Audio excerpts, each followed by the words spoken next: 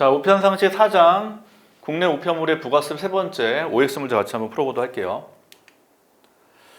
자, 1번 보시죠. 내용 증명 배우셨죠?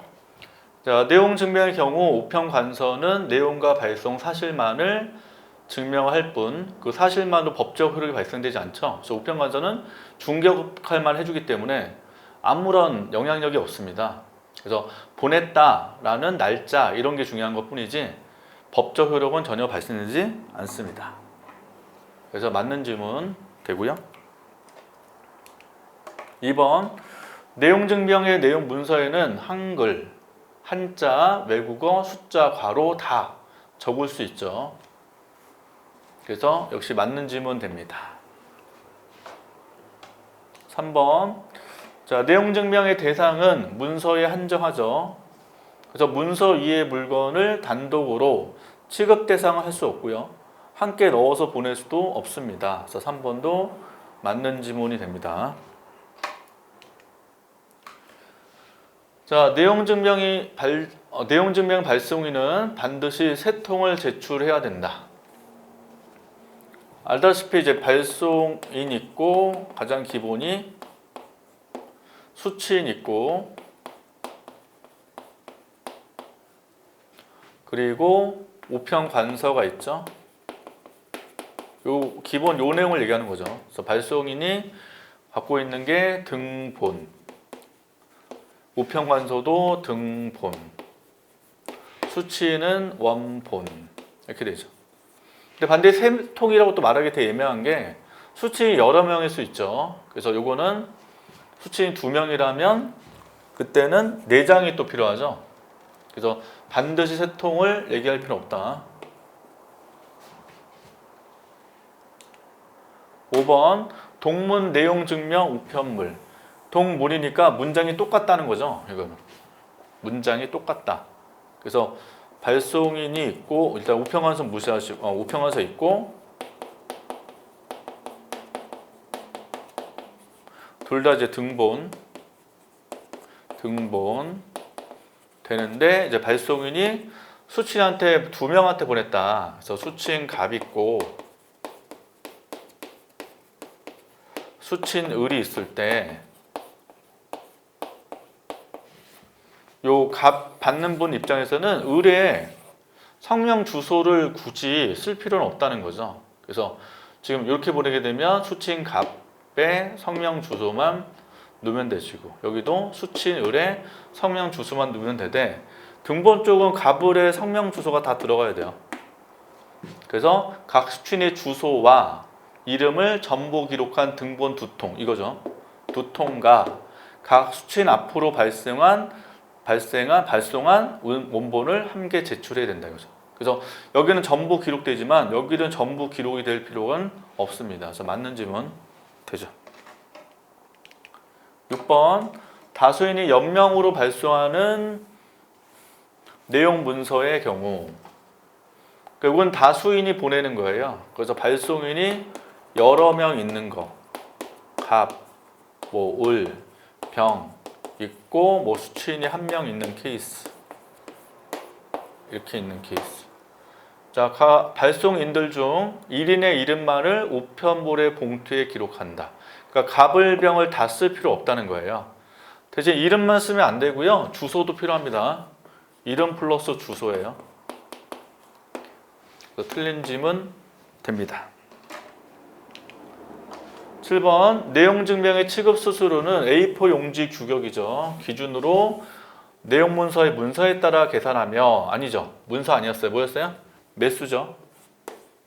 내용 문서의 매수에 따라서 계산하는 거고 양면 내용일 때는 2매로 계산을 하게 되죠. 그래서 틀린 질문 됩니다. 8번 매수가 2매 이상일 경우에는 3매부터 최초 1매의 반값으로 계산한다. 아니죠. 몇 매부터? 2매부터죠. 3매부터 아니다. 그래서 이것도 틀린 질문이 되죠. 9번 동문 내용 증명의 경우에는 수취인 수 2명부터 내용 문서의 매수와 관계없이 최초 1매의 금액으로 계산한다. 여기는 뭐가 중요했죠? 매수가 중요하지 않았죠. 숫자가 중요했죠. 숫자. 그래서 수취인수 2명부터는 최초 1매의 금액으로 계산을 해주죠. 그래서 매수는 상관이 없다. 그래서 최초 1매의 금액으로 계산한다. 맞죠? 9번 재증명 청구 기간은 우편물을 접수한 날부터 3년 이내이다. 아니죠.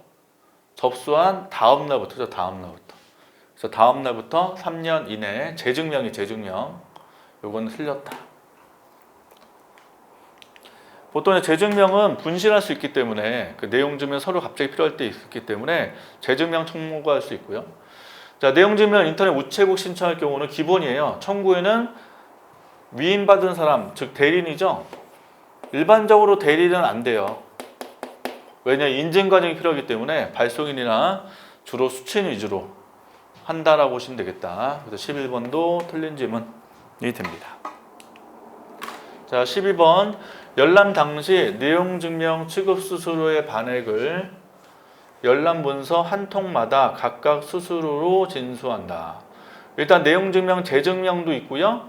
열람도 있었어요. 그래서 수수료 받을 때 과거의 돈으로 측정하는 게 아니라 그 당시로 측정하는 거예요. 열람 당시 또는 재증명 당시 이렇게 되어 있죠. 그래서 취급 수수료의 반액이 되고요. 열람문서 한 통마다 수수료로 징수한다. 아니죠. 이런 기준이 없어요. 한 통마다 무슨 한 통, 두 통 이걸 얘기한 게 아니라 일단 원칙은 열람 당시에 취급수수료 반액 그때 돈 냈던 거 있잖아요. 그래서 취급수수료 반액을 수수료 징수한다. 이렇게만 기억을 해두시면 됩니다. 자, 다른 우체국에서 내용 증명, 재증명을 요구할 수 있습니다. 그럼 다른 우체국에서 증명할 때는 등본 보관국에서 보관을 하고 있는 데 있을 거 아니에요. 여기서 접수 우체국으로 보내야 되겠죠. 보낼 때 원칙은 규격외로 보내는 거고, 규격외.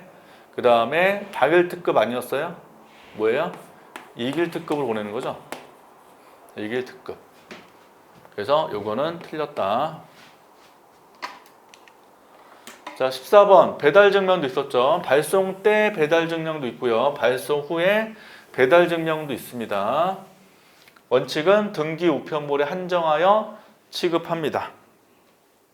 그래서 14번은 맞는 질문 됩니다. 자, 15번 배달 증명서의 송달 요금은 5g 일반 통상 우편 요금이다. 이게 원칙이죠. 5g짜리. 그래서 15번은 맞는 질문 되죠.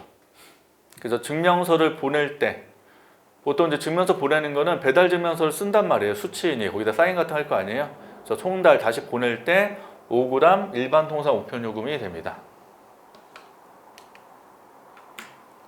자, 16번 발송 후에 배달 증명을 청구할 수 있는데 발송인, 수취인, 발송인이나 수취인 위임을 받은 사람이 가능하다.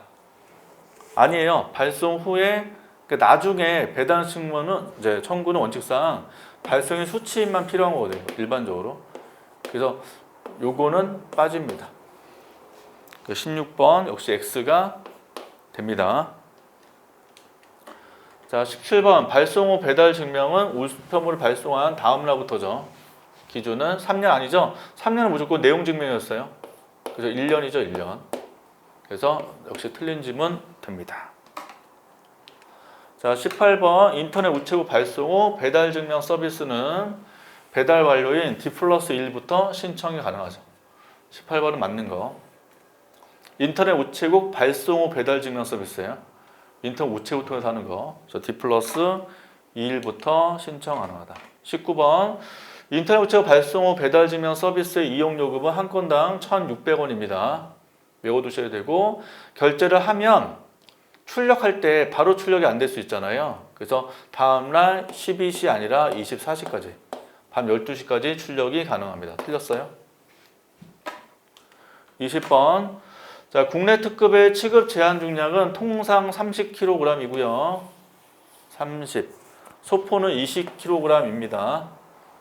30, 20 이거 외워두셔야 되고 이게 이제 내용 수정 사항이잖아요 지금 학습 자료 쪽에서도. 그래서 거기서 보시면 이제 예전에는 둘 다 30이었었는데 이 신규 자료가 30, 20 나왔기 때문에 이의 제기로 내용이 들어왔었나 봐요. 그래서 원칙 30, 20 맞다 이렇게 발표를 했죠. 그래서 맞는 지문 됩니다. 자, 21번. 이 길과 당일 모두 전국 모두 우체에 접수 가능하다. 이거는 뭐 맨날 앞에서 이미 했었죠. 이 길은 전국 모두 우체국이 원칙이 되고 당일은 뭐였다? 관할, 지방, 우정청장이 지정한 우체국 되는 거죠. 틀렸죠. 자, 통상과 소포 모두 당일과 이길 특급 취급 대상이다. 아니죠. 당일 특급만 통상, 소포,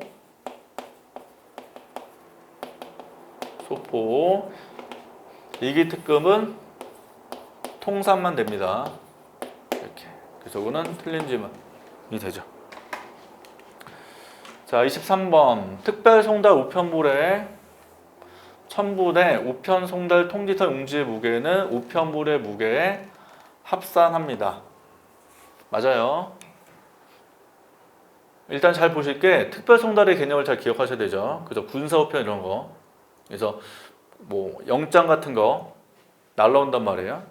그러면 첨부된 거기에 송달 통지서가 붙어 있을 거 아니에요. 그래서 무게는 우편 무게에 합산하는 거 맞고요. 이때 일반 통상 기본 우편 요금 규격은 50g이 아니에요. 25g으로 되어 있죠. 예. 규격 우편물을 기준으로 합니다. 그래서 합산한 무게가 기본이 25g 이렇게 잡아뒀다는 거죠. 그래서 틀린 질문 됩니다. 자, 24번 민원 우편 기억나시죠?